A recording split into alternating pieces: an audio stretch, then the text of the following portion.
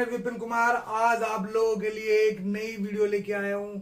इस वीडियो में हम ऐसा टॉपिक करेंगे जिस टॉपिक में 11th एंड 12th क्लास के बच्चे हमेशा कंफ्यूज रहते हैं। जी हाँ, इस टॉपिक का नाम है प्रोबेबिलिटी और ये टॉपिक आपने 9th में, 8th में, 7th में, 10th में और 11th और 12th दोनों में पढ़ा होगा। लेकिन ये टॉपिक थोड़ा सा कंफ्यूजिंग होता है, अंडरस्टैंडिंग बेस होता है। इसमें आपको अपना दिमाग यूज करना है आपको ऑल टाइम। तो चलिए आज मैं आपको इसके बारे में बेसिक्स बताऊंगा और बेसिक्स में आपको कई सारी ऐसी टर्म बताऊंगा जिनके बारे में आप लोगों को बहुत कम पता होता है। तो चलिए बच्चों, सबसे पहला टॉपिक आता है हमारा, जैसे कि मैंने यहाँ पे आपको लिखा हुआ है, आपको सबसे बेसिक टर्म्स ऑफ प्रोबेबिलिटी।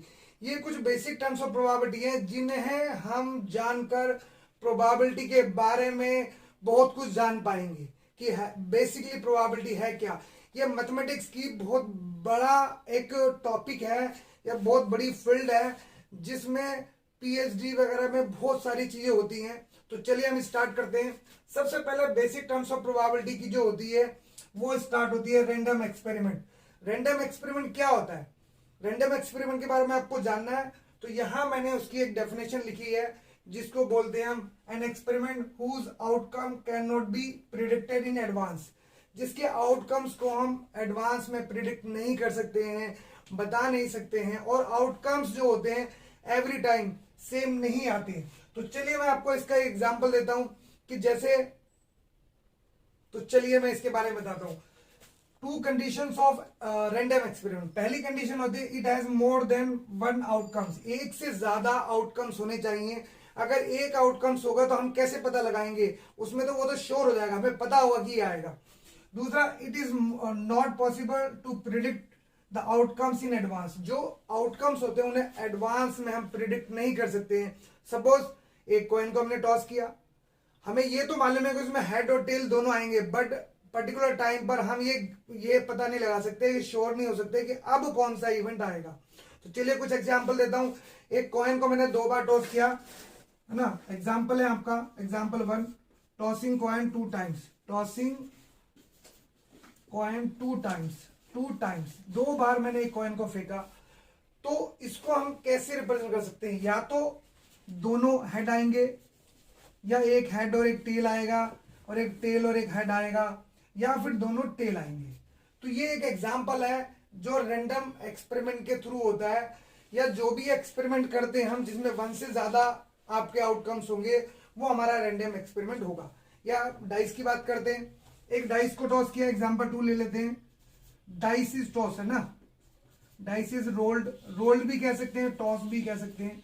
तो जब हमने डाइस को रोल किया तो उसके कितने आउटकम्स आते हैं? या तो 1 आएगा, 2 आएगा, 3 आएगा, 4 आएगा, 5 आएगा और 6 आएगा। तो इन 6 इवेंट्स को अगर हम बात करते हैं तो ये 6 इवेंट जो है हमारे रैंडम एक्सपेरिमेंट है। जैसे हमने डाइस को टॉस किया तो हमें एडवांस में ये प्रिडिक्ट नहीं कर सकते कि इसमें 1 आएगा, 2 आएगा, 3 आएगा या 4 आएगा। तो चलिए अब मैं आपको बताता हूं। ये हमारी पहली टर्म है जो आपको क्लियर हो गई। अब हम सेकंड टर्म पे आते हैं, सैंपल स्पेस।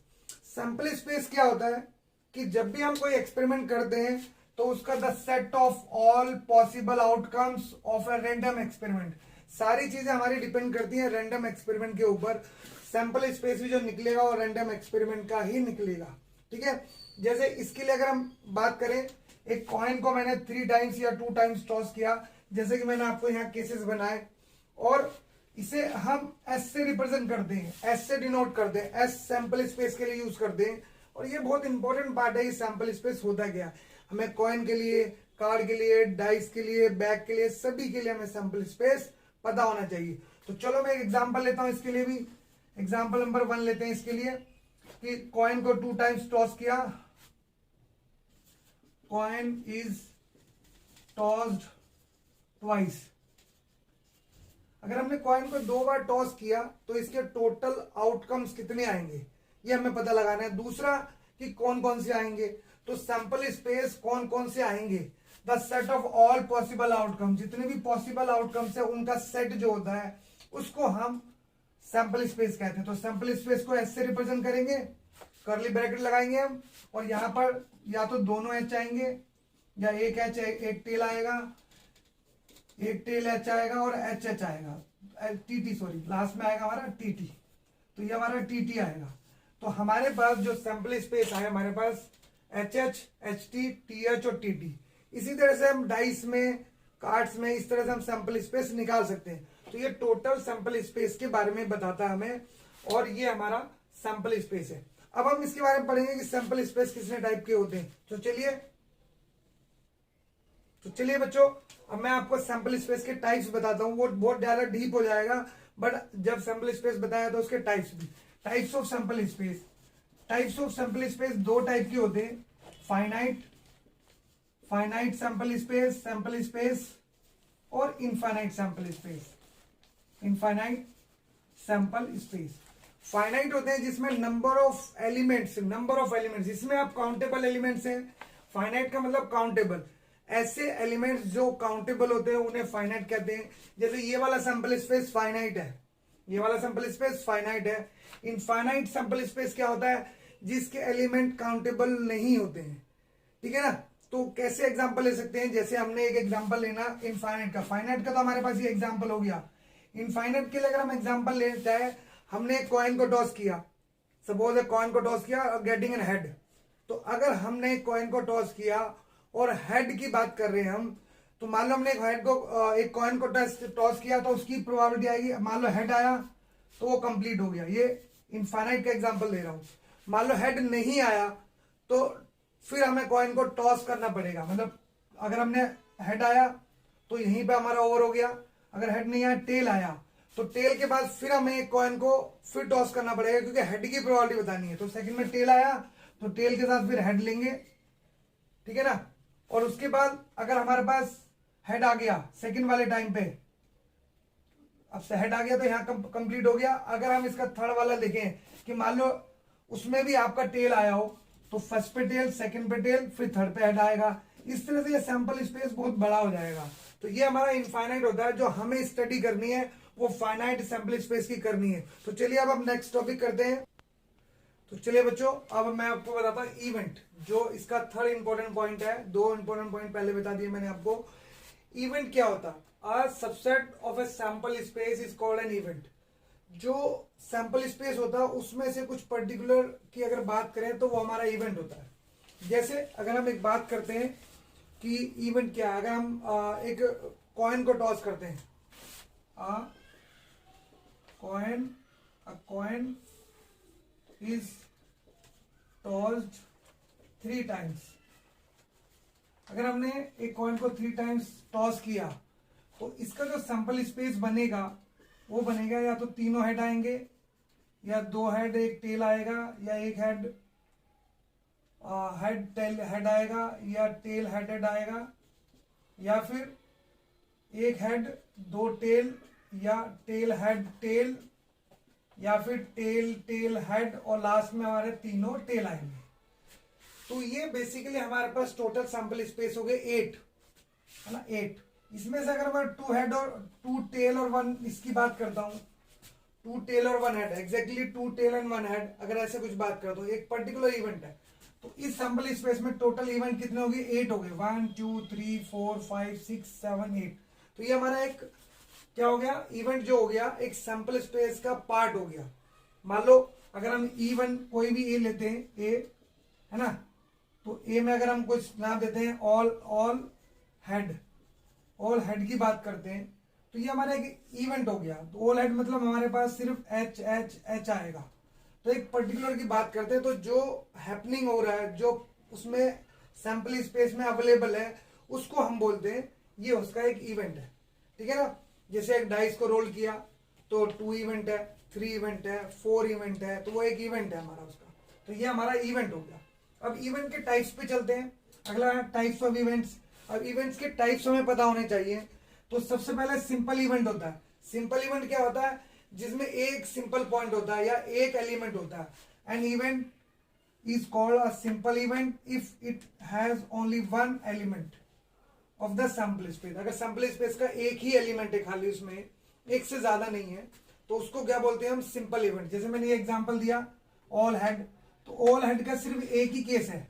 इस केस में ऑल हेड का एक ही केस है। ऑल टेल का एक ही कैसे है, तो ये सिंपल इवेंट है, ऐसा इवेंट जिसमें सिर्फ और सिर्फ एक एलिमेंट होता है। जैसे यहाँ पे एक एग्जांपल दिया, अ dice rolled and number getting more than 5। तो एक डाइस में अगर नंबर की बात करें, एक डाइस में अगर हम सैंपल स्पेस की बात करें तो 1 2 3 4 5 और 6 आता है।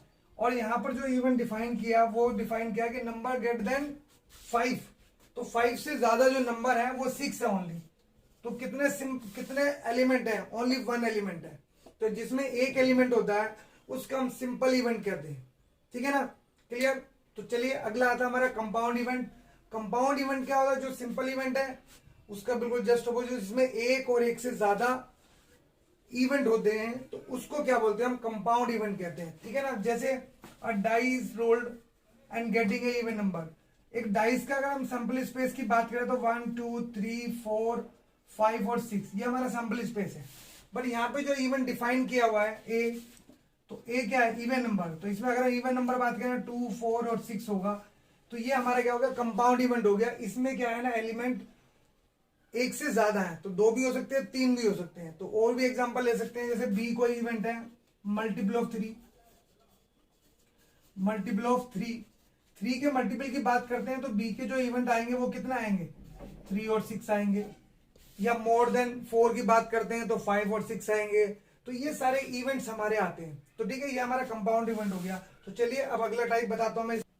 तो चलिए स्टूडेंट्स, अब हम बात करते हैं इम्पॉसिबल इवेंट। 2 इवेंट आपको पहले बता दिए गए हैं, अब आता है इम्पॉसिबल इवेंट।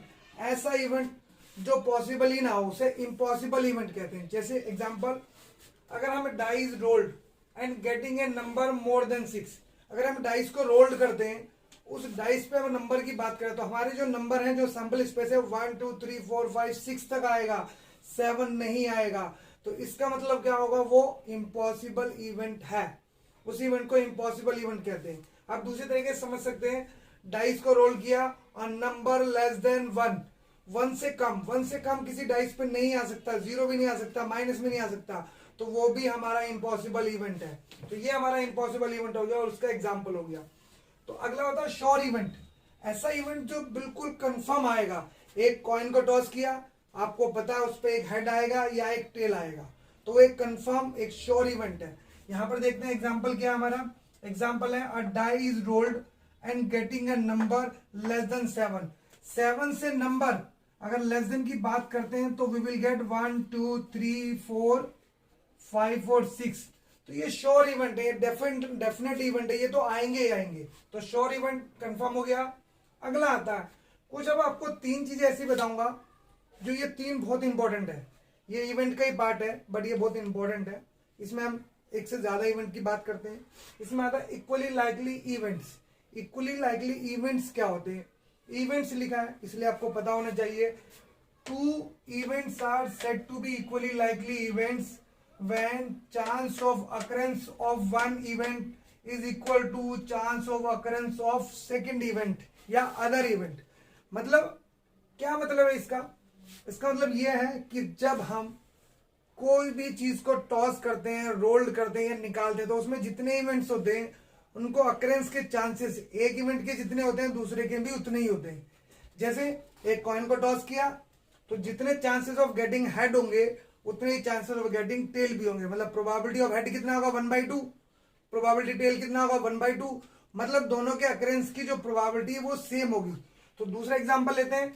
यहाँ पर व्हेन अनबायस्ड, बच्चे कंफ्यूज रहते हैं अनबायस्ड क्या होता है। बायस्ड और अनबायस्ड। अनबायस्ड डाइस होती है जो ओरिजिनल फॉर्म में होती है, जो डाइस हमारी ओरिजिनल फॉर्म में। अनबायस्ड कॉइन भी होते हैं, कॉइन जैसे हेड और टेल वाले। कई बार इनको बायस्ड करते हैं। बायस्ड मतलब हमने अपनी तरफ से उसमें छेड़छाड़ की है, जैसे 2 हेड 2 टेल वाले, या दोनों पे हेड हो दोनों पे टेल हो, या डाइस में कुछ इस तरह से छेड़छाड़ की गई हो, उसको बोलते हैं हम बायस्ड। ठीक है, तो when unbiased dice is rolled all 6 numbers are equally likely to come up. इसका मतलब यह है कि जब हम एक डाइस को रोल कर रहे हैं तो हमारा 1 2 3 4 5 6 इन सारे नंबर्स का आना इक्वली है। एक डाइस को फेंका या तो 1 आ सकता है। अगर हम इनकी प्रोबेबिलिटी की बात करें तो प्रोबेबिलिटी भी इनकी सेम होगी। जब प्रोबेबिलिटी ऑफ गेटिंग 1 की आने की प्रोबेबिलिटी 1/6 होगी। प्रोबेबिलिटी ऑफ गेटिंग 2 आने की प्रोबेबिलिटी 1/6 होगी। तो इक्वली लाइकली इवेंट्स कहलाते हैं। तो किसी भी नंबर की, किसी भी इवेंट की जो एक सैंपल स्पेस में आते हैं, उनके chances of 1 equal to chances of second होता है। तो ये हमारा इक्वली लाइकली इवेंट्स है। ये हमारा बहुत इंपॉर्टेंट है, जो हमें पता होना चाहिए। तो चलिए इसके बाद में अगला टाइप करते हैं। चलिए बच्चों, अब हम स्टार्ट करते हैं एग्जॉस्टिव इवेंट्स।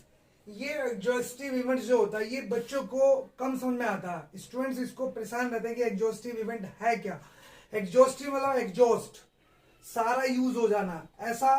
ऐसे इवेंट्स, ऐसे 2 या 2 से ज्यादा इवेंट्स जिसको मिलाने के बाद, 2 या 2 से ज्यादा इवेंट को मिलाने के बाद जब वो सैंपल स्पेस के बराबर होता है, उसे हम एग्जॉस्टिव इवेंट कहते हैं। तो चलिए मैं बताता हूं। यहां पे लिखा है 2 और more events are said to be exhaustive events if their union. Union आप लोगों ने सेट्स में पढ़ा है। यूनियन का मतलब होता है एडिशन, उन दोनों के एलिमेंट्स को ऐड कर देना, उन दोनों के इवेंट्स को ऐड कर देना। तो union is equal to the sample space. किसके इक्वल होना चाहिए? सैंपल स्पेस के। तो मैं एक सिंपल सा एग्जांपल देता हूं। और डाई इज रोल्ड, डाई को रोल्ड किया, डाई इज रोल्ड। आप लोग देख रहे हैं मैं डाई का एग्जांपल ले रहा हूं, कार्ड्स का ले रहा हूं। तो इसी से आप लोग सारी चीजें सीख सकते हैं। और डाई इज रोल्ड, अगर हमने डाई को रोल्ड किया और यहां पर एक इवेंट दिया, हमने लिखा A is A event getting even number. मान लो एक इवेंट है, इवन नंबर मिला। एंड बी जो इवेंट है गेटिंग ऑड नंबर्स। अगर हम ए को रिप्रेजेंट करते हैं तो पहले हम सैंपल स्पेस ले लेते हैं। सैंपल स्पेस तो पता ही आपको 1 to 6 होगा। तो सैंपल स्पेस जो होगा वो 1 2 3 4 5 और 6 होगा। और ए इवेंट की बात करते हैं तो ए इवेंट कितना होगा? 2 4 6 होगा। और बी इवेंट की बात करते हैं तो बी इवेंट होगा हमारे पास 1 2 और 1 3 और 5। अब अगर बात करें हम ए और बी, 2 इवेंट दिए। अभी मैं 2 का एग्जांपल ले रहा हूं, 2 से ज्यादा भी हो सकते हैं। तो 2 एग्जांपल ले रहे हैं। तो ए यूनियन बी, अगर हम इन दोनों को ऐड करते हैं दोनों को, तो 1 2 3 4 5 और 6, 1 2 3 4 5 6। तो जितने भी हमारे सैंपल स्पेस जो हमारा था, सैंपल स्पेस में जितने पॉइंट थे 1 2 3 4 5 6, 1 2 3 4, ये दोनों मैच कर गए। इसका मतलब जो ए यूनियन बी हुआ वो इक्वल टू सैंपल स्पेस हो गया, सैंपल स्पेस। तो इसी से आप समझ जाएंगे कि जब 2 या 2 से ज्यादा इवेंट का यूनियन, मतलब 2 से ज्यादा के लिए भी हो सकता है, A union B union C dash dash dash equal to कितना होना चाहिए? Sample space. तो इसको हम बोलते हैं एग्जॉस्टिव इवेंट। तो ये आपको क्लियर हो गया। ए 2 या 2 से ज्यादा इवेंट का सम करने के बाद, उनको यूनियन करने के बाद हमारा सैंपल स्पेस के बराबर होना चाहिए। तो ये क्लियर हो गया। तो अब आगे बढ़ते हैं। अब आता है म्यूचुअली एक्सक्लूसिव इवेंट्स। जो मैं आपको ये 3 इवेंट्स बता रहा हूं, इससे पहले एग्जॉस्टिव से पहले मैंने आपको बताया इक्वली लाइकली इवेंट्स। ये तीनों डिफरेंट इवेंट्स हैं। म्यूचुअल एक्सक्लूसिव, एग्जॉस्टिव, ये सारे हमारे क्वेश्चंस में यूज होंगे। अधिकतर क्वेश्चन में यूज होता है म्यूचुअली एक्सक्लूसिव इवेंट्स। तो क्या होता है म्यूचुअली एक्सक्लूसिव इवेंट्स? ऐसे 2 इवेंट जिनके बीच में कोई कॉमन ही नहीं होता, उसको बोलते हैं एग्जॉस्टिव। आप लोगों ने एक सेट पढ़ा हुआ, डिसजॉइंट सेट्स। तो डिसजॉइंट सेट्स जो होते हैं, 2 सेट्स होते हैं, उनमें कोई कॉमन नहीं होता। तो वहां सेट्स की बात करते हैं या इवेंट्स की बात करते हैं? जब 2 इवेंट में कोई कॉमन ही नहीं है तो उसको बोलते हैं हम mutually exclusive events. There is no common between 2 events. 2 events के बीच में कोई कॉमन नहीं है, नो कॉमन। तो यहाँ अगर आप डेफिनेशन की बात करें, 2 or more events are said to be mutually exclusive events if they cannot occur simultaneously। वो एक साथ अकर नहीं कर सकते, मतलब उनमें कोई भी कॉमन केसेस नहीं हो सकते। तो जैसे आप सिंपल वर्ड्स में कह सकते हैं 2 events do not have any common elements और इवेंट्स। कॉमन एलिमेंट्स नहीं होना चाहिए उनमें। जैसे हम एग्जांपल लेते हैं, हमारा एग्जांपल है, सपोज करो कोई भी एक एग्जांपल लेते हैं। ये कोई एग्जांपल है, कार्ड्स का ले लेते हैं। गेटिंग क्वींस अगर निकालते हैं, और B is element getting king. आपको पता है किंग और क्वीन, क्वीन कितनी होती है हमारी 4 होती है। तो अगर हम इसकी बात करें इसमें कितने एलिमेंट होते हैं 4, तो किंग और क्वीन में कोई भी कॉमन नहीं होता। मतलब अगर हम इसकी प्रोबेबिलिटी वो इंटरसेक्शन देखें, ए इंटरसेक्शन बी जो है वो हमारा 0 होगा। क्या होगा? 0। There is no common between A and B. ठीक है, और एग्जांपल ले सकते हैं हम। एग्जांपल ए है, इसमें 1 2 3 एलिमेंट्स हैं। एग्जांपल बी है, उसमें 4 5 और 5 एलिमेंट है। तो इन दोनों में अगर बात करें ए इंटरसेक्शन बी, तो हमारा कोई एलिमेंट कॉमन नहीं है। मतलब 5 और आप 0 भी लिख सकते हैं इसको, 5 की जगह आप इसको चाहे तो 0 लिख सकते हैं। तो इनमें इंटरसेक्शन नहीं है। मतलब अगर हम वेन डायग्राम की बात करें तो हमारे दो सेट जो है ना, ये एक दूसरे को टच भी नहीं करेंगे। ये दोनों अलग अलग होंगे, बिल्कुल ये दोनों अलग अलग होंगे। ए होगा, ये बी होगा। तो ये म्यूचुअली एक्सक्लूसिव है। ठीक है ना। तो म्यूचुअल एक्सक्लूसिव और एग्जॉस्टिव इवेंट दोनों आपको क्लियर होने चाहिए। अब मैं इसके बाद आपको बताऊंगा कि सैंपल स्पेस हम different types of coin, dice, cards के सैंपल स्पेस हम कैसे बनाते हैं। तो चलिए आप इसे नोट कीजिए। तो चलिए बच्चों, अब तक मैंने आपको बेसिक चीजें बताई। अब हम चलेंगे जो हमारा इंपॉर्टेंट पार्ट है इस टॉपिक का, और ये हमारे लिए, इस पर हमारे क्वेश्चंस भी आते हैं और ये हमारा बहुत इंपॉर्टेंट है 11th क्लास के लिए भी, 12th क्लास के लिए भी, और जो इसके अलावा क्लासेस है उन सब के लिए। तो सबसे पहले हम जो डिस्कस करेंगे, हम कॉइन, डाइस और कार्ड्स के सैंपल स्पेस कैसे बनाते हैं। तो 1 बाय 1 इसको लेते हैं, ये आपको जानना है। तो सबसे पहले हम लेंगे सैंपल स्पेस की बात कर रहे हैं हम, सैंपल स्पेस, क्योंकि हमारे लिए इंपॉर्टेंट पार्ट है सैंपल स्पेस। नॉलेज तो होनी चाहिए हमें, पॉइंट्स के बारे में, जो इंपॉर्टेंट टर्म्स के बारे में नॉलेज होनी चाहिए, लेकिन जो बनाने वाली चीजें जिनसे क्वेश्चन सॉल्व होंगे, जो बहुत जरूरी है, सबसे इंपॉर्टेंट पार्ट है सैंपल स्पेस। तो सबसे पहले सैंपल स्पेस में मैं कॉइन के बारे में बात करूंगा। कॉइन, अगर हम कॉइन को टॉस करते हैं तो हेड आएगा या टेल आएगा, ये तो सभी को पता है। एक कॉइन की बात करें तो हेड आएगा या टेल आएगा। लेकिन क्या आपको ये पता है कि कॉइन में जब हम एक कॉइन को 3 बार टॉस करें या फिर 3 कॉइन को एक बार टॉस करें, तो यहां पर जो टोटल आउटकम्स हैं, टोटल सैंपल स्पेस हैं, वो सेम होंगे हमारे। ठीक है ना। तो यहां पर हम बात करते हैं, अगर इसके हम टोटल आउटकम्स की बात करें, टीओ टोटल आउटकम्स, तो ये 2 टू द पावर n होता है। एंड हमारे पास क्या होता है, नंबर ऑफ टॉस होता है, कितनी बार मैंने टॉस किया, और n जो हो सकता है दूसरा हो सकता है नंबर ऑफ कॉइन भी हो सकता है, नंबर ऑफ कॉइन। ये इसलिए बता रहा हूं कि मैंने बताया कि एक कॉइन को 3 बार फेंकें या 3 कॉइन को एक बार फेंकें, टोटल आउटकम्स हमारे 8 ही होंगे। तो इसलिए हमें पता होना चाहिए कि टोटल आउटकम्स हम कैसे निकालते हैं, कैसे निकालेंगे। तो इस क्वेश्चन में अगर हम बात करें सिंगल कॉइन की, तो पता है आपको हेड और टेल आएगा। 2 कॉइन की बात करें तो 4 बनेंगे। अगर हम 3 कॉइन से स्टार्ट करते हैं तो हम लेते हैं 3 कॉइन्स। 3 कॉइन्स का अगर हम केस लेते हैं 3 कॉइन्स का, तो इसके लिए टोटल आउटकम्स आपको पता है 2 टू द पावर 3 और 8 बनेंगे। तो ये सैंपल स्पेस, ये तो हमें पता चल गया नंबर ऑफ एलिमेंट्स कितने आएंगे, नंबर ऑफ इवेंट्स कितने आएंगे, 8 इवेंट्स आएंगे टोटल।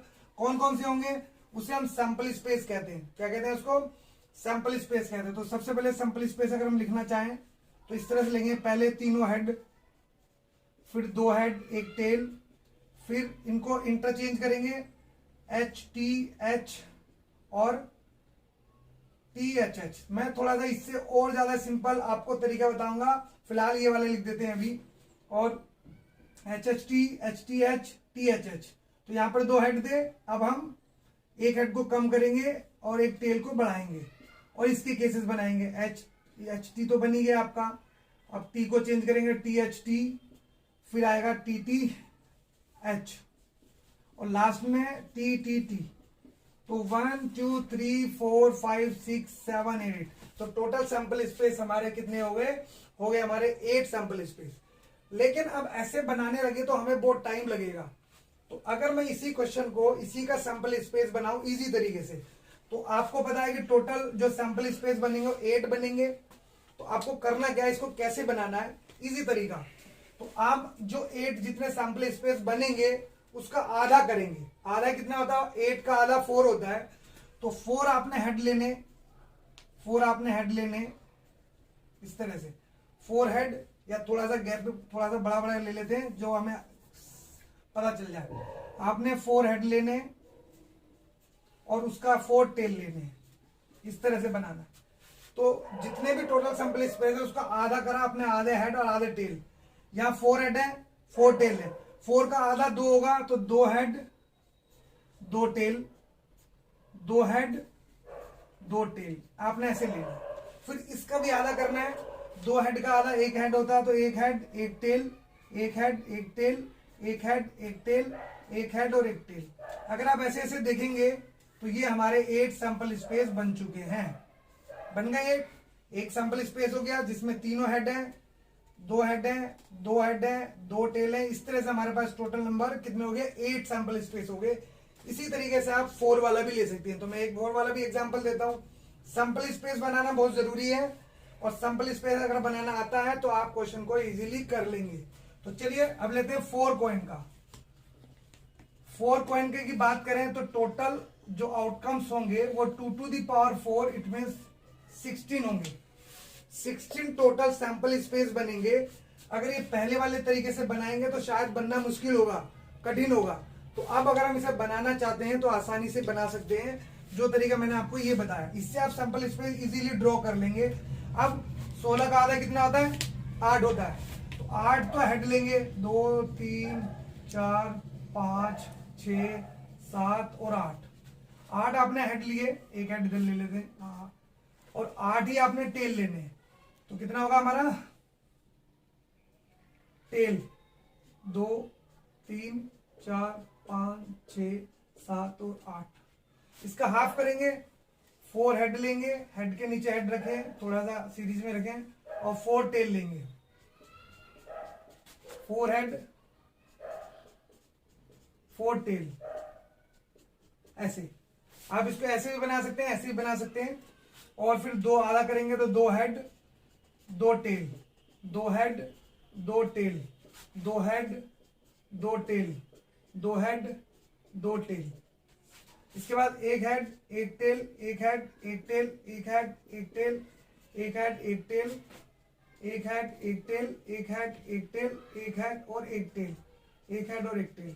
आप अगर ऐसे ऐसे देखेंगे ये इस तरह से बनेंगे, सैंपल स्पेस बन रहे हैं। तो टोटल सैंपल स्पेस हमारे 16 बन गए हैं। कितने बन गए हैं, टोटल 16 सैंपल स्पेस हमारे बन चुके हैं। ऐसे काउंट करेंगे 1 2 3 4 5 6, तो ये 16 सैंपल स्पेस बन चुके हैं। अगर हम इसी तरह से 32 का निकालना चाहे तो वो भी निकाल सकते हैं। तो ये हमारा सैंपल स्पेस हो गया कॉइन का। कॉइन को कैसे करेंगे, अब हम चलते हैं डाइस पर। सेकेंड पॉइंट लेते हैं यहीं पर आप, डाइस। डाइस जो होता है उसको हम डाई भी बोलते हैं या फिर डाइस भी कहते हैं। डाइस या डाई, डाइस का मतलब प्लूरल होता है, प्लूरल होता है आपका डाई का। लेकिन यहां पर जो है डाइस को सिंगुलर और प्लूरल दोनों के लिए यूज करते हैं। प्लूरल होगा या डाई लिखा होगा, डाइस दोनों के लिए यूज करते हैं, है ना। तो अब डाइस की बात करेंगे तो इसके लिए टोटल आउटकम जो निकालेंगे वो 6 की पावर n से निकालते हैं। एन नंबर ऑफ ट्रायल्स होंगे, टॉस होंगे, ड्रॉन होंगे या रोल्ड होंगे। तो नंबर ऑफ ट्रायल्स होंगे, ट्रायल्स, है ना। ट्रायल्स बोल सकते हैं, नंबर ऑफ टॉस बोल सकते हैं या रोल्ड बोल सकते हैं, ठीक है ना। तो इसमें 6 से लेते हैं क्योंकि एक डाइस के ऊपर चारों तरफ देखा जाए तो 6 फेजेस होते हैं, तो 6 की पावर n करते हैं। तो अगर मैं सिंगल डाइस की बात करता हूं, सिंगल डाइस की बात करता हूं, तो सैंपल स्पेस जो होता है वो 1 2 3 4 5 6 होता है। तो 6 सैंपल स्पेस होते हैं। अब इसमें हमें क्या क्या पता होना चाहिए, इन सैंपल स्पेस में इवन नंबर कितने, ऑड नंबर कितने, मल्टीपल ऑफ 3 है, प्राइम नंबर्स कितने, ये बेसिक नॉलेज आपको होनी चाहिए, ठीक है। अब ये सिंगल डाइस का हो गया। अब 2 डाइस की बात करते हैं। 2 डाइस, अगर हम 2 डाइस की बात करेंगे तो 2 डाइस में अगर हम टोटल सैंपल स्पेस की बात करते हैं, टोटल सैंपल स्पेस या टोटल आउटकम्स जो होंगे वो 6 की पावर 2, मतलब हमारे 36 आउटकम्स आएंगे। कितना आएंगे, 36 आउटकम्स आएंगे। तो चलिए हम वो 36 आउटकम्स आपको बना के बताते हैं। चलिए बच्चों, हम चल रहे थे डाइस के बारे में। तो डाइस हमारा 2 डाइस की बात करेंगे हम, 2 डाइस या फिर आप इसे डाई भी कह सकते हैं। तो जो भी यूज करें ठीक है, वटेवर आपको जो चाहे यूज करना। Total outcomes 6 to the power 2 और 36 बनेंगे। तो ये 36 सैंपल स्पेस हम कैसे बना सकते हैं, हम सबसे पहले 1 लेते हैं, 1 के साथ 1, 1 के साथ 2, 1 के साथ 3, 1 के साथ 4, 1 के साथ 5, 1 के साथ 6, ऐसे बना सकते हैं। फिर 2 के साथ 1, 3 के साथ 1, 4 के साथ 1, 5 के साथ 1 और 6 के साथ 1। इन पूरे को कंप्लीट करेंगे तो ये 6 बाई 6 के बनेंगे, टोटल 36। यहां से 2 2, 2 3, 2 4, 2 5, 2 6, 3 1, 3 2, 3 3, 3 4, 3 5। इस तरह से आप इसे पूरा कंप्लीट कर लेंगे। 4 2, 3 2 आएगा यहाँ पर ना, 4 2, 3 3, ये गलत हो गया, 3 3, 3 4, 3 5 और 3 6। तो बेटा आप लोग इसको कंप्लीट कर लेंगे। ये हमारा पूरा एक सैंपल स्पेस आएगा। डबल डाइस का केस तक आ सकते हैं। अगर हम ट्रिपल डाइस की बात करें, 3 डाइस की बात करते हैं, तो टोटल आउटकम्स जो है वो 6 की पावर 3 मतलब 216 आउटकम्स आएंगे। 216 आउटकम्स लिखने के लिए बड़ा सा पेज होना चाहिए, बहुत बड़ा, तो ये लिख भी नहीं पाएंगे हम, बहुत कठिन होता है। इसलिए डाइस में हमेशा अक्सर 2 डाइस तक का केस आता है, इसलिए आपको इसका ही सैंपल स्पेस की जरूरत है। तो ये हमारा 2 डाइस का सैंपल स्पेस हो गया है, इसी को हम आउटकम्स कहते हैं। ठीक है, तो ये हमारा डाइस का हो गया। अब इसमें लास्ट टॉपिक जो आ रहा है हमारा, कार्ड्स आ रहा है, प्लेइंग कार्ड्स। तीसरा पॉइंट है प्लेइंग कार्ड्स। तो बच्चों, क्या आप कार्ड्स खेलते हैं? अगर नहीं खेलते हैं तो खेलना स्टार्ट कीजिए। कार्ड्स के बारे में नॉलेज होनी चाहिए। क्यों? क्योंकि प्लेइंग कार्ड्स के बारे में नॉलेज नहीं है तो प्रोबेबिलिटी करने में आपको होगी बहुत प्रॉब्लम। तो प्रॉब्लम को सॉल्व करने के लिए प्लेइंग कार्ड्स के बारे में जाने और प्लेइंग कार्ड्स को खेलना स्टार्ट करें। मोबाइल पे खेलें, लैपटॉप पे खेलें, अब लाइव भी खेल सकते हैं। तो चलिए प्लेइंग कार्ड्स। तो बच्चों प्लेइंग कार्ड्स जो होते हैं टोटल 52 होते हैं, 52। कुछ बच्चे कहते हैं जोकर भी होते हैं सर। अरे भाई जोकर तो होते हैं, लेकिन जोकर का कोई रोल नहीं होता, जोकर की जरूरत नहीं होती हमें, है ना। तो प्लेइंग कार्ड्स की बात करें तो they are divided into 2 parts, black card और रेड कार्ड। आपको पता होना चाहिए ब्लैक कार्ड और रेड कार्ड। ब्लैक कार्ड कितने होते हैं? 26 और 26। Further they are divided into 2 parts, फिर 2 पार्ट्स में डिवाइड होते हैं। और ये 13 का बंच होता है, 13 एंड 13 कार्ड। जो ब्लैक है उसको हम स्पेड कहते हैं और क्लब कहते हैं। ठीक है, और जो हमारे रेड होते हैं उसको हम बोलते हैं डायमंड और बोलते हैं हार्ट, डायमंड हार्ट। ये भी हमारे 13 कार्ड्स होते हैं, ये भी 13 होते हैं, ये भी 13। तो हमारे 13 कार्ड्स होते हैं टोटल। तो 13 को 4 टाइम्स मल्टीप्लाई करेंगे, वी विल गेट द 52। तो टोटल कार्ड 52 होते हैं। अब जो ये कार्ड्स होते हैं 13 कार्ड के बंच का नाम था स्पेड है, इसका दूसरा नाम होता है सूट। इसको सूट भी बोलते हैं, सूट बोलते हैं इसको, सूट इसको भी बोलते हैं, सूट बोलते हैं, इसको भी हम सूट कहते हैं। तो आपको पता होना चाहिए वी हैव 4 सूट्स में 13 कार्ड्स का बंच होता है पूरा, तो इसलिए हम इसे सूट कहते हैं। अब ये तो हो गया 13 कार्ड्स। अब हमारे कार्ड का डिस्ट्रीब्यूशन कैसे होता है, कार्ड कैसे डिस्ट्रीब्यूटेड होते हैं।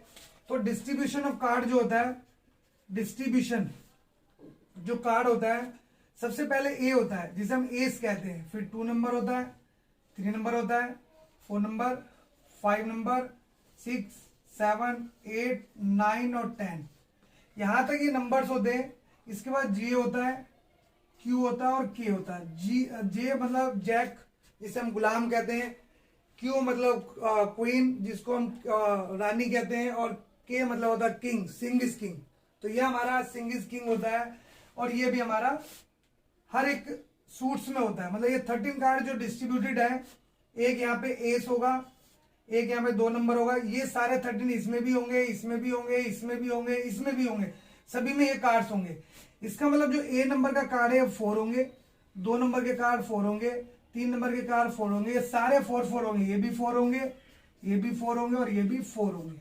ठीक है, सारे कार्ड जो डिस्ट्रीब्यूटेड हैं 4 होंगे, आधे ब्लैक होंगे, आधे रेड होंगे। तो ये हमें ध्यान रखना। अब इसके बाद क्या आता है हमारे पास, अगला पॉइंट आता है फेस कार्ड। फेस कार्ड आएगा हमारा, फेस कार्ड। तो जो फेस कार्ड होते हैं, फेस कार्ड किसको कहते हैं, जिनमें फेस दिखाई देता है उसको हम फेस कार्ड कहते हैं। तो फेस कार्ड क्या होगा हमारा, यहां पर देखो जैक, किंग और क्वीन, इन तीनों को मिलाकर जो बनता है उन्हें फेस कार्ड कहते हैं। तो इन तीनों को सम करेंगे तो कितना आएगा 12। तो फेस कार्ड हमारे 12 होते हैं JQK, मतलब गुलाम बेगम बादशाह। गुलाम बेगम बादशाह को मिलाकर हम बनाते हैं फेस कार्ड। तो जी हाँ बच्चों, ये हमारा पूरा डिस्ट्रीब्यूशन हो गया कार्ड्स का। तो जो बच्चे कार्ड्स नहीं खेलते हैं वो कार्ड खेलना शुरू करें, कार्ड्स की डेक को लें, उसको सारा डिस्ट्रीब्यूट करके देखें, क्योंकि मैक्सिमम क्वेश्चंस आपको कार्ड्स के बारे में मिलेंगे। तो चलिए बच्चों, आज हम इस वीडियो को यही एंड करते हैं। तो जिन बच्चों ने हमारा चैनल सब्सक्राइब नहीं किया है वो सब्सक्राइब करें और हमारी वीडियो को देखें, लाइक करें। तो आज मैं ये प्रोबेबिलिटी का लेक्चर यहीं पे एंड करता हूं। ओके।